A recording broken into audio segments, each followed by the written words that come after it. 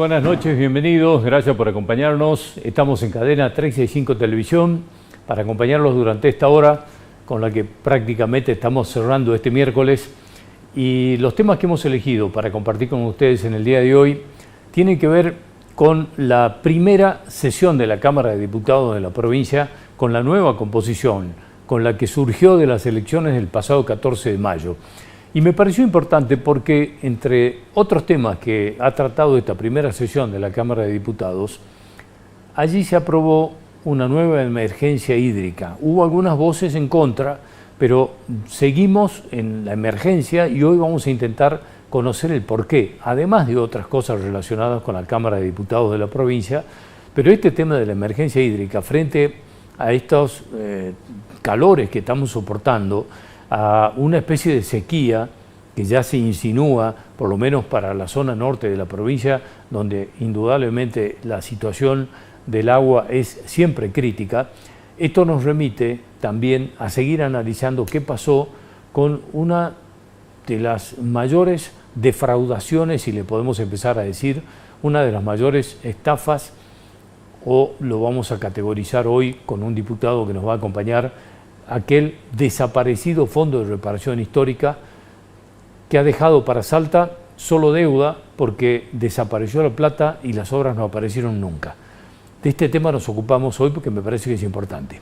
El tema del asesinato y violación de las turistas francesas está teniendo nuevos capítulos. La situación de Santos Clemente Vera, un hombre por quien claman por su libertad muchísimas personas, entre ellos el padre de una de las víctimas, de Cassandre Bouvier, tiene instancias, yo le diría, decisivas en los próximos días o en las próximas horas, quizás en la Corte Suprema de Justicia de la Nación, después de muchísimos años. Y esto va a causar, en caso que ese fallo, esa apelación en la Corte Suprema de Justicia de la Nación sea favorable a Santos Clemente Vera, va a causar un verdadero terremoto en la justicia y en la política de Salta, fundamentalmente en lo que fue la gestión de Juan Manuel Urtubey, que es donde se ha producido este horroroso hecho que ha recorrido el mundo entero. Le vamos a contar por qué hoy día. Y el tema de la obra pública, en estos últimos días, a partir de las insinuaciones de Javier Milei respecto de lo que va a ser su plan de gobierno y lo que va a tener que ver específicamente con la obra pública de la nación y de las provincias, está en un punto crítico, en un punto álgido, en un punto de debate y yo le diría que de tensión, porque las provincias están alertadas, los gobernadores están alertados, los intendentes están alertados, porque desde las usinas de Javier Milei en estas últimas horas hablan de que no hay plata, y si no hay plata no hay obras públicas. ¿Qué va a pasar con las que están en marcha? ¿Qué va a pasar con las que están licitadas? Que se van a afrontar juicios enormes para quienes han ganado la licitación y quizás ya hicieron las primeras inversiones.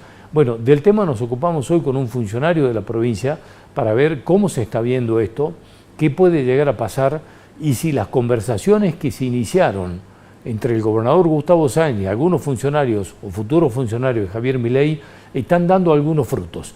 Así que esto es lo que le proponemos para esta hora de información que tiene esta casa de Somos Salta. Gracias por acompañarnos.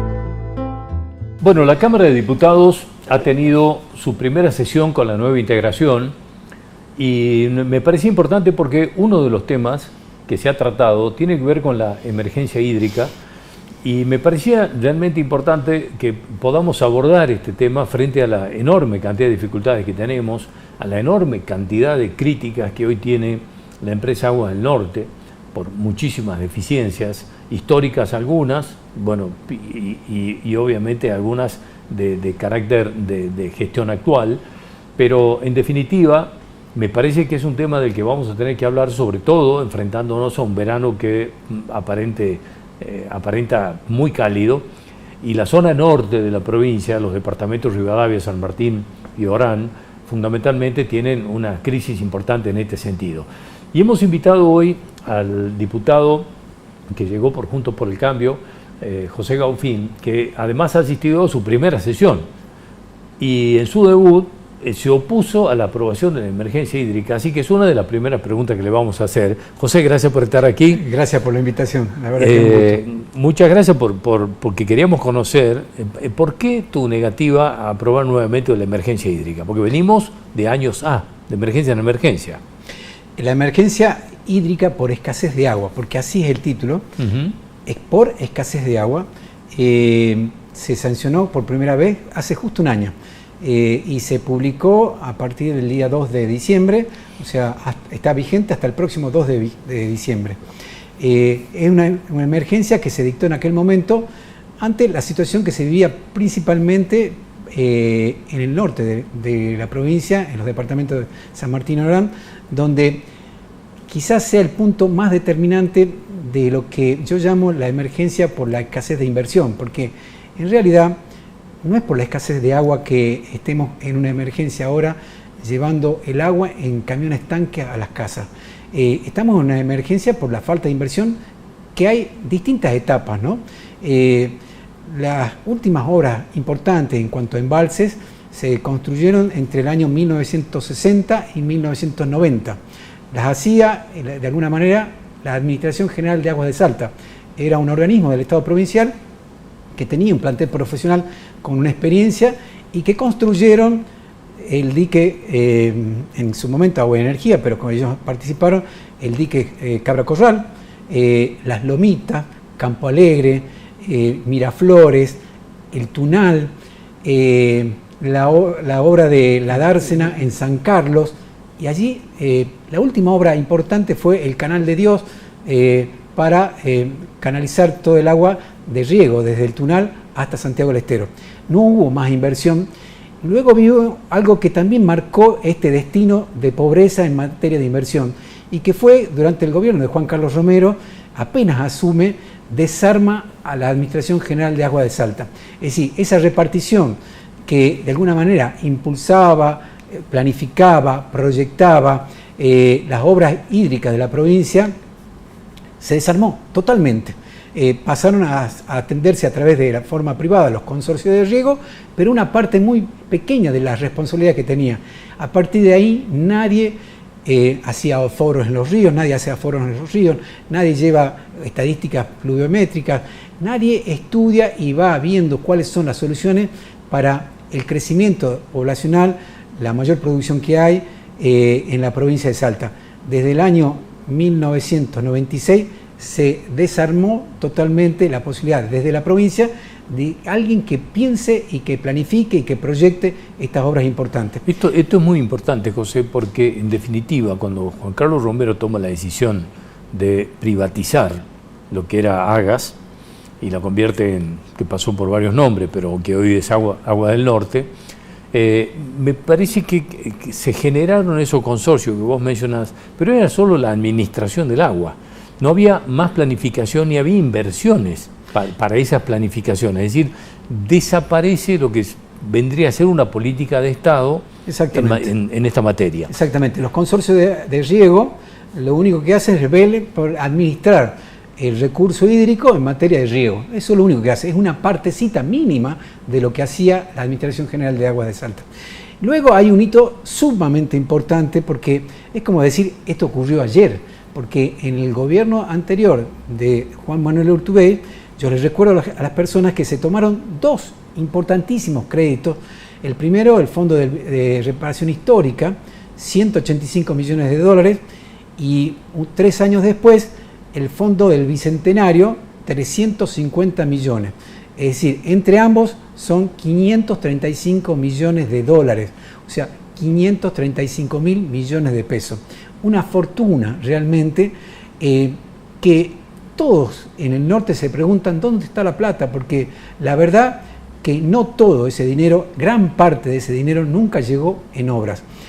Yo lo he escuchado con mucha pena y con mucho dolor al gobernador de la provincia este año en la sesión inaugural de la Cámara de Diputados, decir, estoy cansado de recorrer el norte y de ver carteles de obras que se promocionaron, carteles de obras ya de obras contratadas y que nunca se hicieron. Es decir, él mismo está relatando que hubo obras que se licitaron, que se anticiparon y que nunca se ejecutaron. Esto hay que darle una respuesta a la sociedad, porque allí había... Hay una cosa más grave, José, que creo que es importante, que es obras que se pagaron y que no están. Sí, ¿no? Que es más grave. Eso, yo lo dije más que se anticiparon, sí, que se pagó el anticipo y que nunca pisaron allí. Sí. Eso hay que darle una respuesta a la sociedad y particularmente al norte, porque eran fondos que se tomaban justamente para reparar esa falta de inversión que durante años había tenido el norte. Porque el dique Itiyuro, que hablamos todos los días, que es la fuente de agua, o no la fuente de agua, sino el embalse que de alguna manera provee agua a Tartagal, es anterior a todo lo que yo te mencionaba de las construcciones, es de muchísimos años, y que tiene un problema de fondo el dique porque fue construido sobre el cauce del río.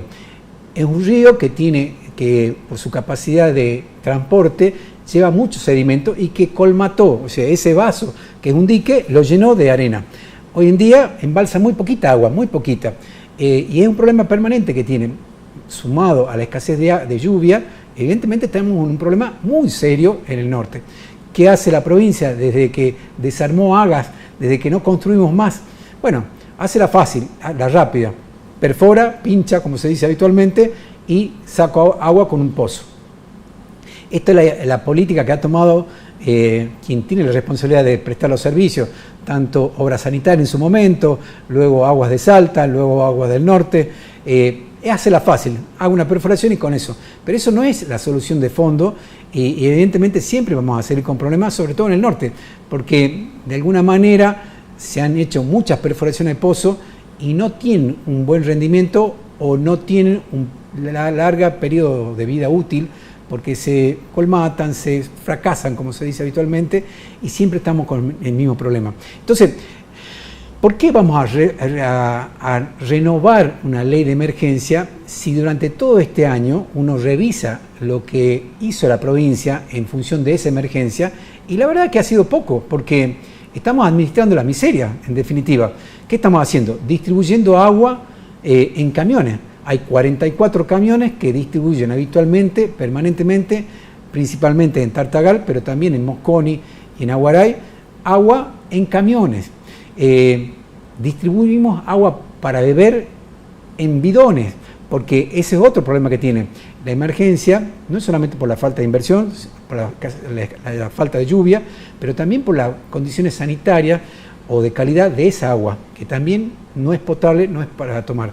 Por lo tanto, tuvimos un año y vamos a seguir administrando los escasos recursos para atender la emergencia, pero no hace falta nuevamente la emergencia.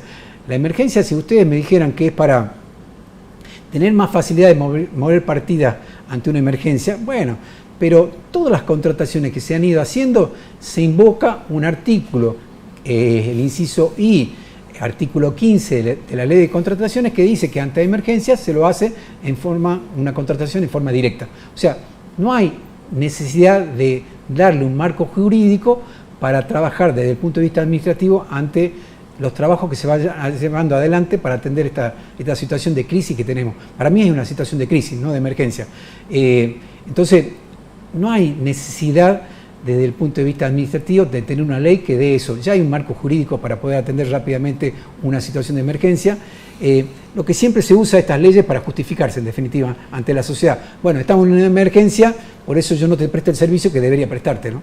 Bueno, el tema es que, en resumen, te escucho, venimos de una serie de errores como fue lo de Agas, luego esta cosa digamos, espantosa como fue la desaparición de la plata del Fondo de Reparación Histórica, que además hay que seguir pagándola.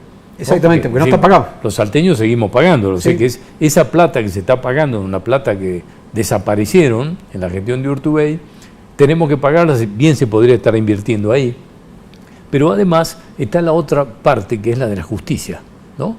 Porque acá está el tema del Fondo de Reparación Histórica, que no hay, digamos, fiscales que hayan actuado no digo frente a una investigación, a una denuncia de alguien, a la noticia crimini, como se llama, se podría haber actuado perfectamente y no hay absolutamente un solo movimiento para investigar el Fondo de Reparación Histórica.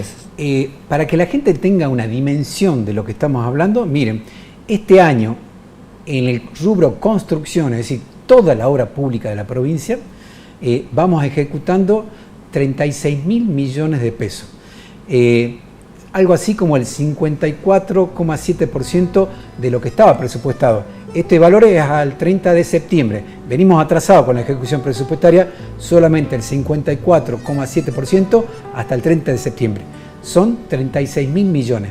El Fondo de Reparación Histórica más el del Bicentenario son 535.000 millones.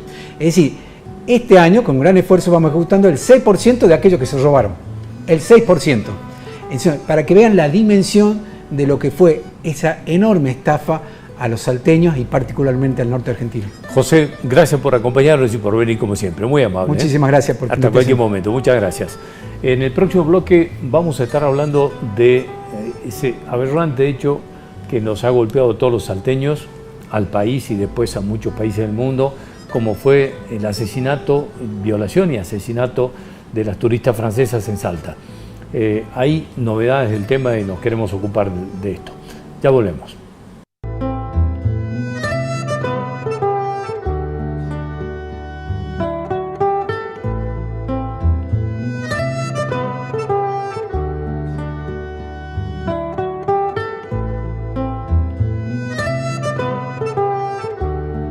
Hoy hemos invitado a la doctora Sonia Margarita Escudero.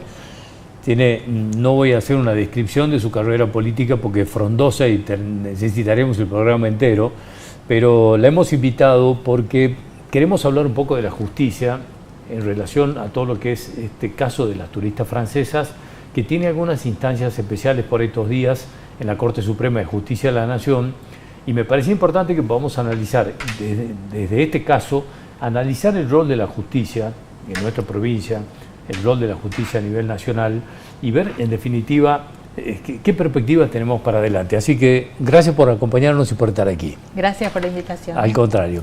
Bueno, hay una instancia en la Corte Suprema de Justicia de la Nación que se está viviendo con mucha expectativa. Estaría muy cerca la posibilidad de un fallo de la Corte después de mucho tiempo por la detención o por lo menos la cárcel de Santos Vera. Y esto me parece que es importante porque, por lo menos para quienes creemos que es un hombre que está purgando la cárcel siendo inocente, abre muchos interrogantes. Efectivamente, Santos Clemente Vera, un jardinero de San Lorenzo, sin antecedentes, un buen hombre bueno, con familia, con trabajo, con muy buen concepto. En el intendente, los curas párrocos de San Lorenzo, su empleador, el dueño del barrio Buenavista y desarrollador, los amigos del ingeniero Vidal, o sea, personas que declararon a favor de él durante el juicio. Era imposible que una persona buena, con familia, con trabajo, cometiera esa atrocidad. Eso se descubrió durante la etapa del juicio oral. El juicio oral fue en el año 2014 y fue absuelto. Y sin embargo, en 3 de febrero del 2016, es condenado a prisión perpetua, es decir, pasó de la absolución a la prisión perpetua por parte de 2 jueces con muy poca experiencia que lo condenaron sin mirarle la cara en un procedimiento absolutamente irregular. Esa irregularidad, esa injusta condena fue convalidada por la Corte de Salta, que le negó el recurso de inconstitucionalidad y le negó la concesión del recurso extraordinario. La defensa de Vera fue directo a la Corte Suprema de Justicia de la Nación por un recurso de queja que se llama, y el recurso fue abierto por el Procurador General.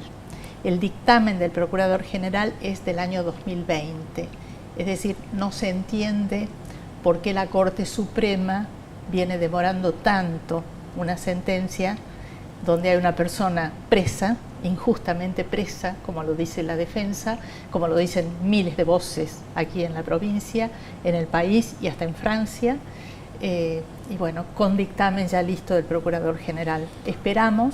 Se espera, digamos, que esta semana mañana, que parece día de acuerdos de la Corte Suprema, se pueda conocer la decisión. Ahora, le pregunto esto, en caso que salga esto favorable a Santos Clemente Vera finalmente, ¿qué instancias vienen? ¿Qué pasa después de esto?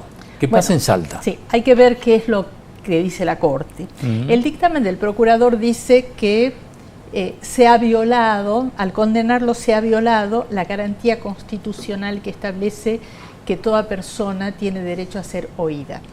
Es decir, esa condena en segunda instancia fue sin escuchar a Vera, sin darle la oportunidad para que personalmente sostenga su inocencia frente a los jueces que por primera vez lo están por condenar. Es decir, no le dieron el derecho a la defensa. No le dieron el derecho a ser oído, pero oído personalmente.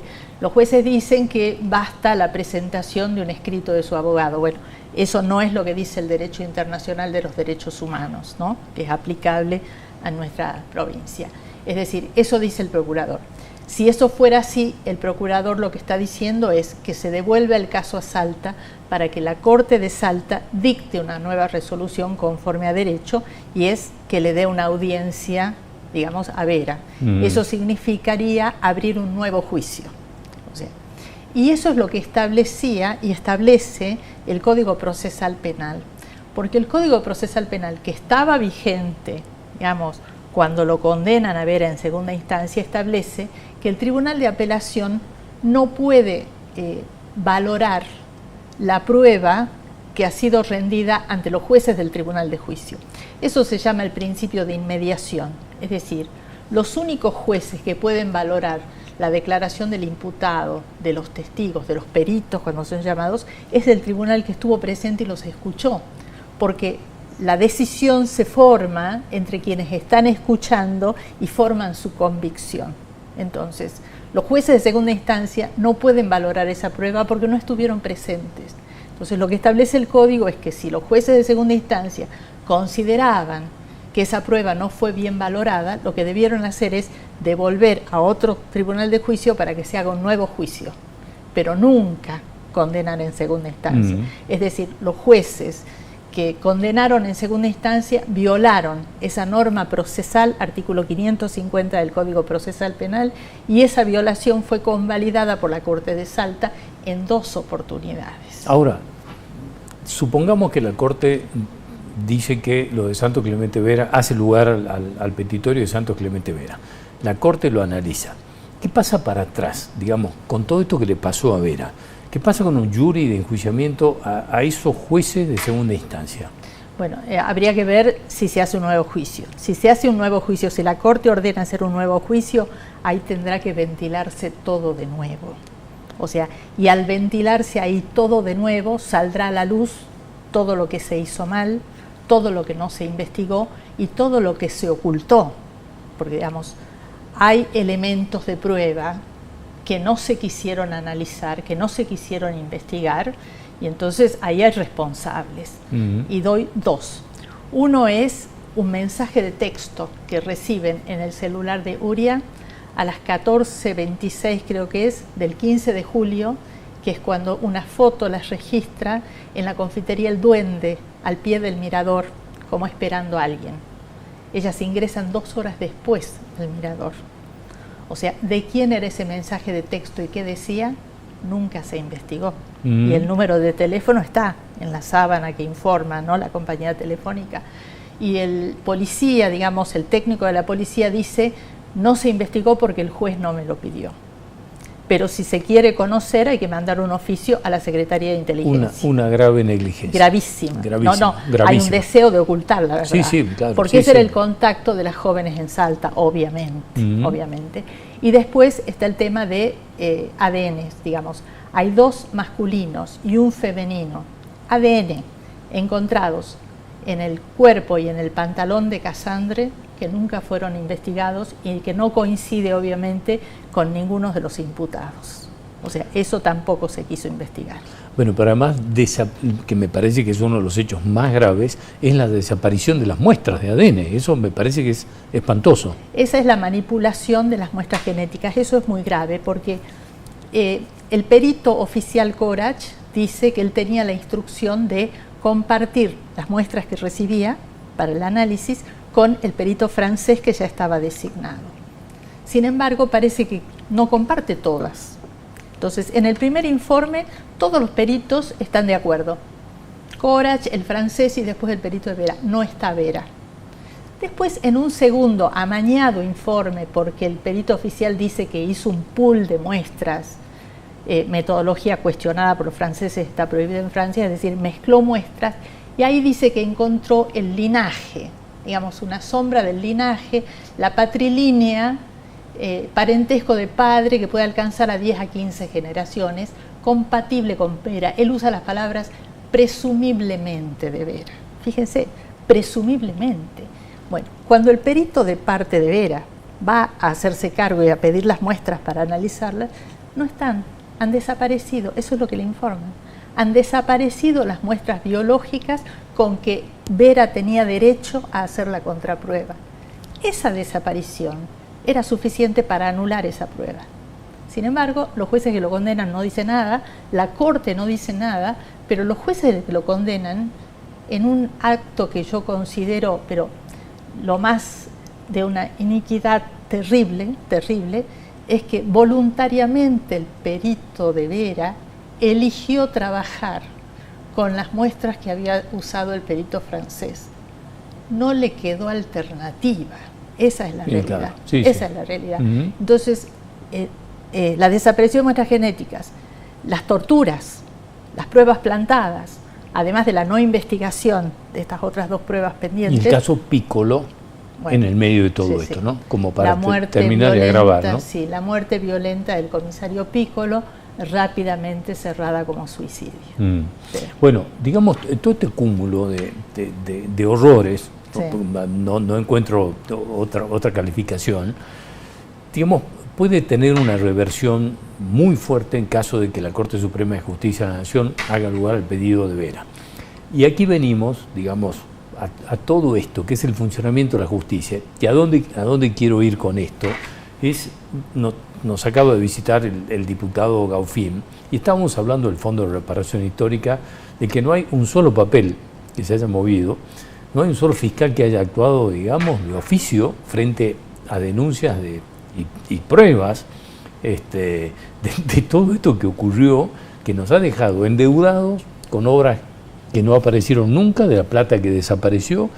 Digamos, ¿qué pasa con la justicia? ¿Qué nos está ocurriendo con la justicia de Salta? Bueno, lamentablemente no se han llevado adelante las reformas necesarias para verdaderamente ir hacia un camino de una justicia independiente, ¿no? Nosotros, en oportunidad de la reforma constitucional del 2021, dijimos que esa reforma no era suficiente.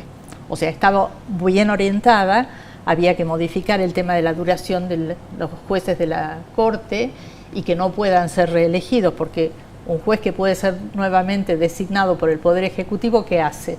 Bueno, tratar de firmar fallos, ¿sí?, para congraciarse. De hacer buena letra. Claro, del que depende su designación.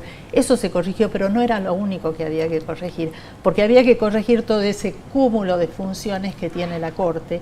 Hay que revisar la forma de designación de los jueces, la forma de controlar a los jueces y la forma de destitución de los jueces. Digamos, los jueces hoy son designados por un proceso de concurso por el Consejo de la Magistratura, digamos, que está presidido por un juez de corte.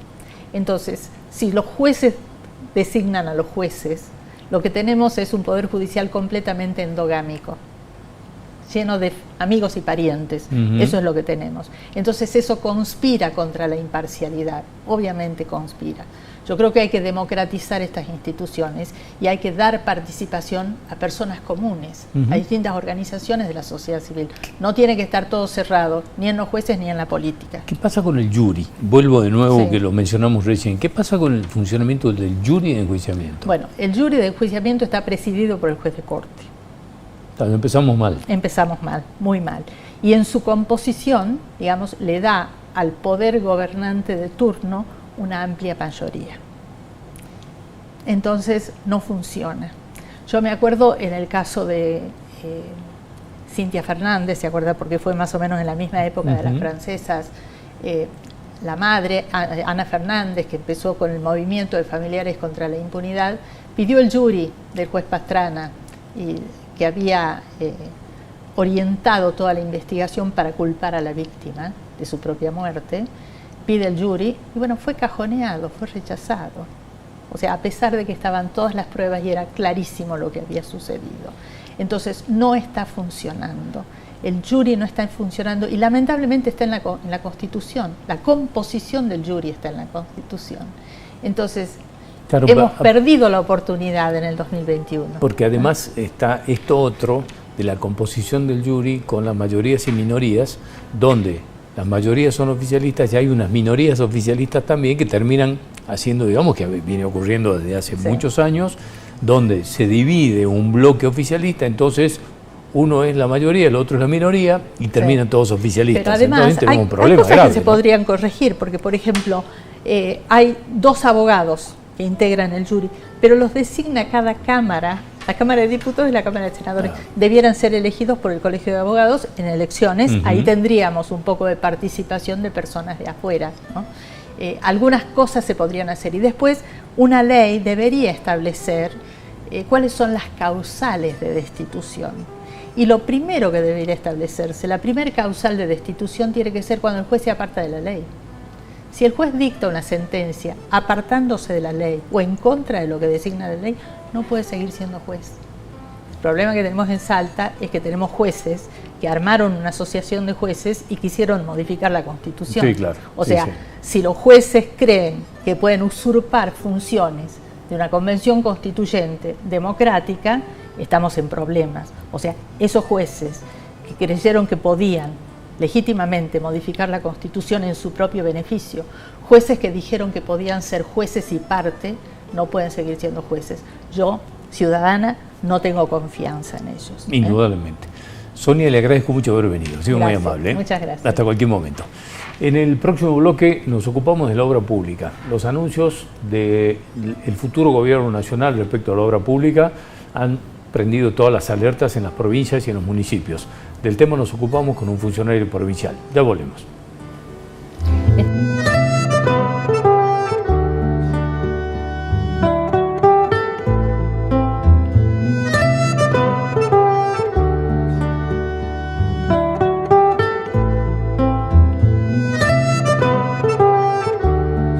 Bueno, les decía que en estos últimos días el tema de la obra pública se ha puesto en el centro de la escena política fundamentalmente por algunos anuncios o insinuaciones de futuras acciones del gobierno de Javier Milei respecto de la obra pública en las provincias, en los municipios, y esto ha generado obviamente mucha, yo le diría, tensión en las provincias. Esto ha generado mucha incertidumbre, obviamente, sobre todo con las obras que están en marcha, con las que ya están licitadas y adjudicadas. Así que hemos invitado hoy al titular de Vialidad de la provincia, a Gonzalo Macedo, para que nos acompañe, charlemos un poco de todo esto. Así que le voy a agradecer que nos esté acompañando. Estoy hablando con el director de Vialidad y futuro ministro de Infraestructura, ¿o no? No, yo creo que no, Indio. Yo creo que es toda una versión todavía, pero no, a mí no habló nadie conmigo al respecto. Yo estoy en Vialidad. O sea, esto no es un tema que lo hayas hablado con el gobernador, ni que te hayan dicho ni ofrecido nada. No. Yo estoy en Vialidad. Bueno. Gracias por invitarme. Al contrario.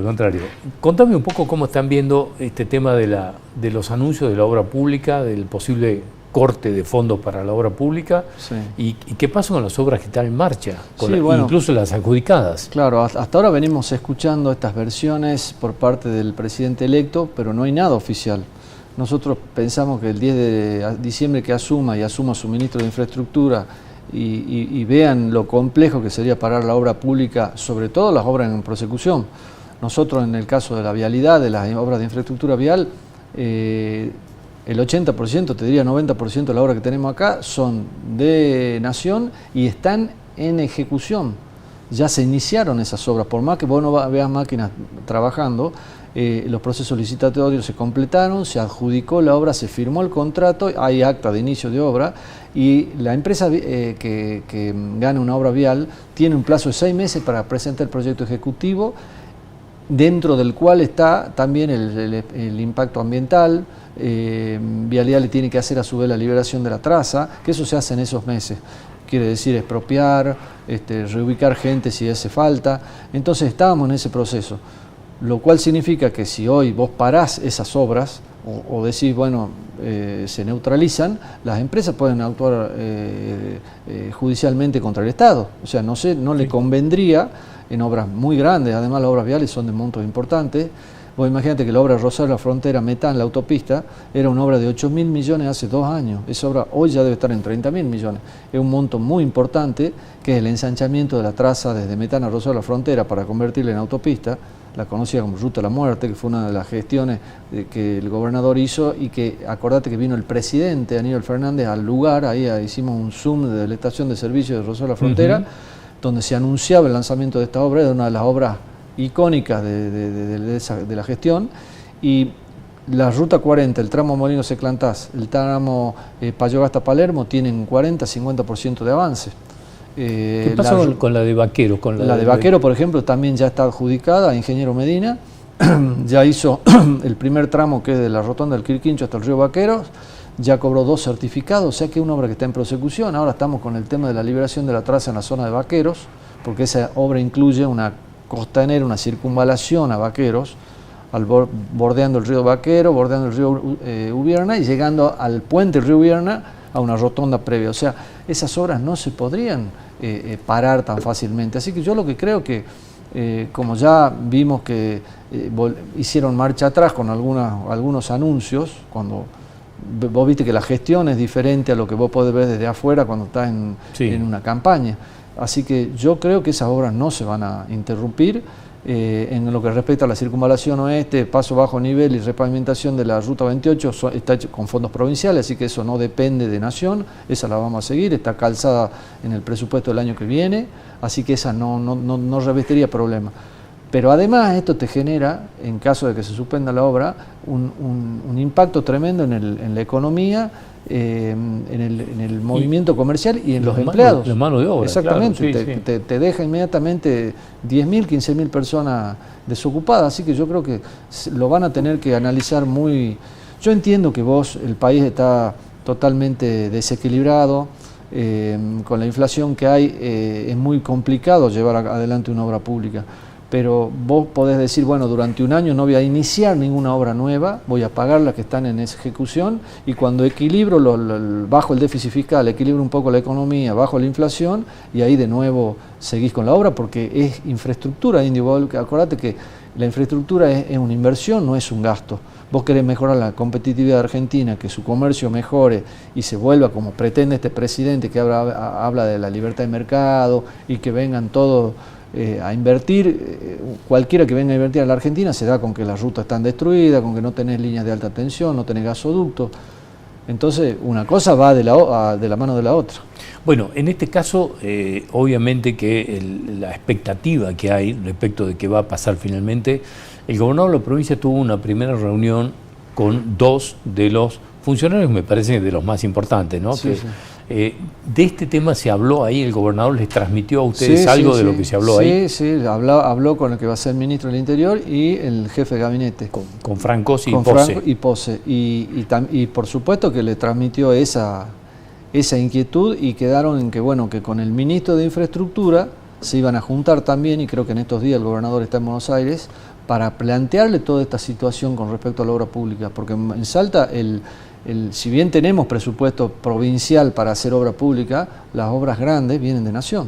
O sea, sí o sí necesitamos, para mejorar la infraestructura, sobre todo el norte argentino, que es donde peor está la infraestructura en lo que yo veo la vial, porque si vos bajás a Córdoba ya te cambia totalmente el país. Sí, claro. ¿Me entendés? Por eso es que tiene que haber algún plan para que se siga invirtiendo en infraestructura.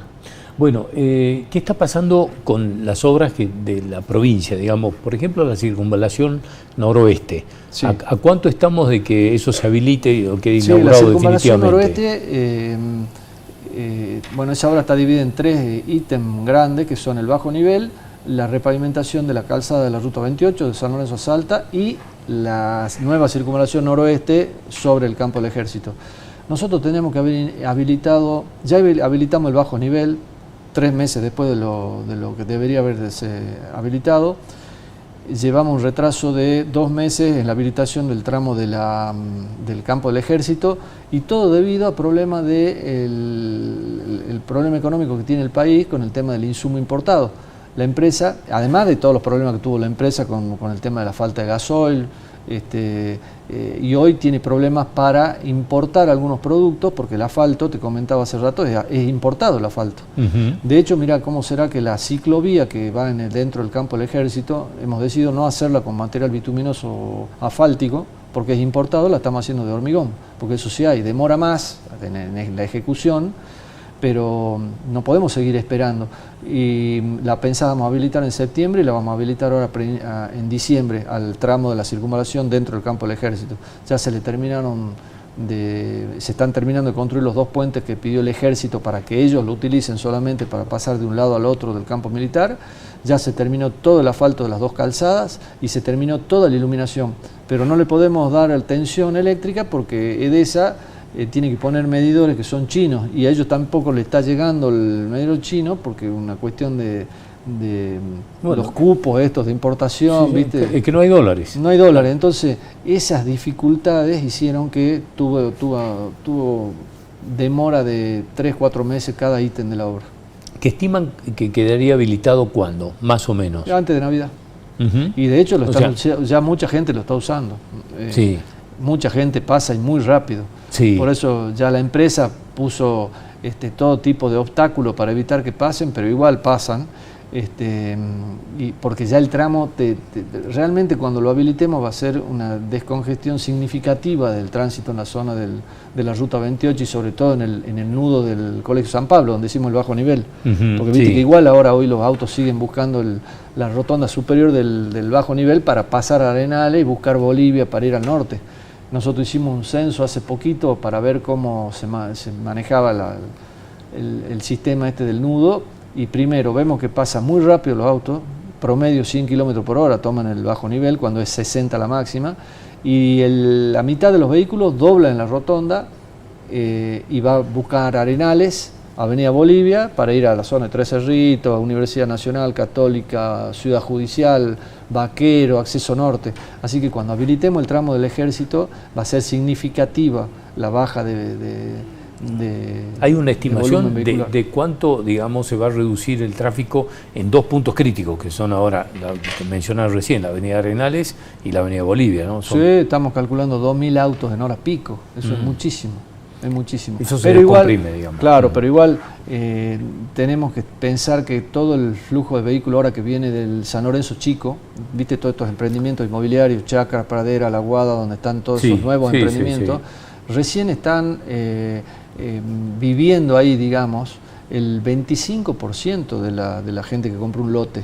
O sea que cuando todo el mundo construye y vaya a vivir ahí de lo que faltan construir, eso va a incrementar en 4.000 autos por día, estamos calculando nosotros.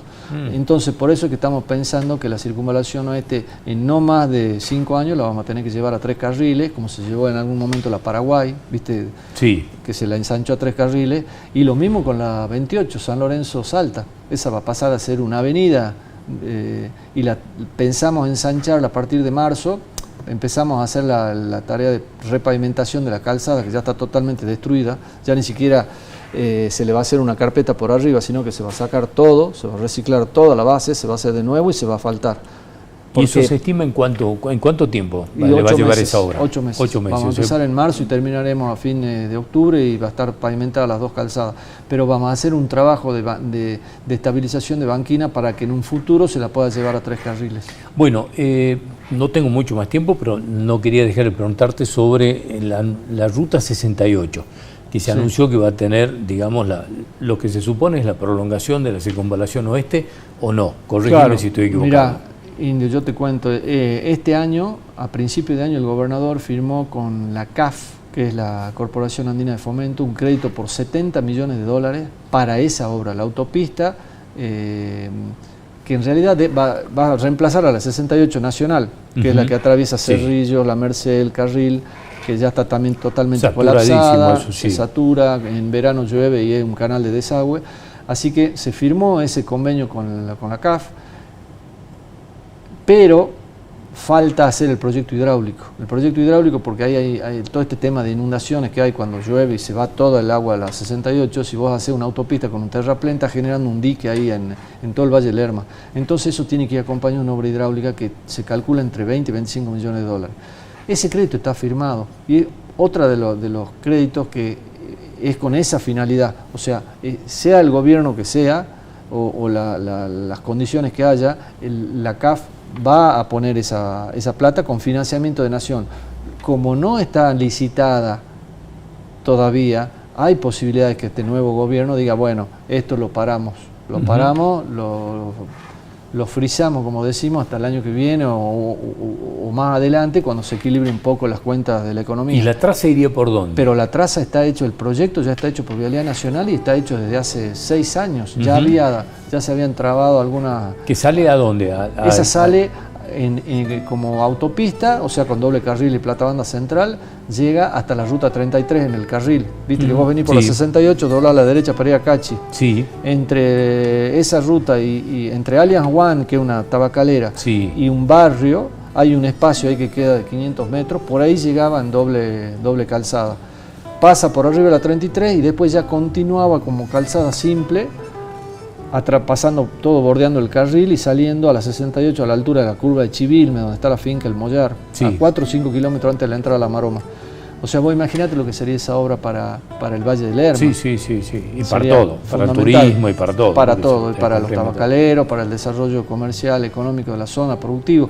Pero bueno, esa obra sí, al no estar licitada, que a lo mejor sí se puede neutralizar para más adelante, pero todas las obras que están en prosecución, yo lo veo muy difícil que se paren. La obra de Vaquero, la de Rosario de la Frontera Metán, la 51, que es fundamental para nosotros. Sí, por la minería. Por digamos, la minería y por todo el retraso que tiene, claro, las comunidades del departamento de los Andes. Así que yo creo que, y conociéndolo al gobernador, a Gustavo Sáenz, que es muy insistidor, seguramente va a lograr gestionar eso para que siga y no se paren esas obras. Gonzalo, como siempre, gracias por venir. No, por favor, Indio, gracias. Hasta cualquier momento, muchas gracias. Bueno, nosotros nos vamos a reencontrar el próximo domingo a las 8 de la noche en esta misma casa. Gracias por acompañarnos, que terminen muy bien esta noche.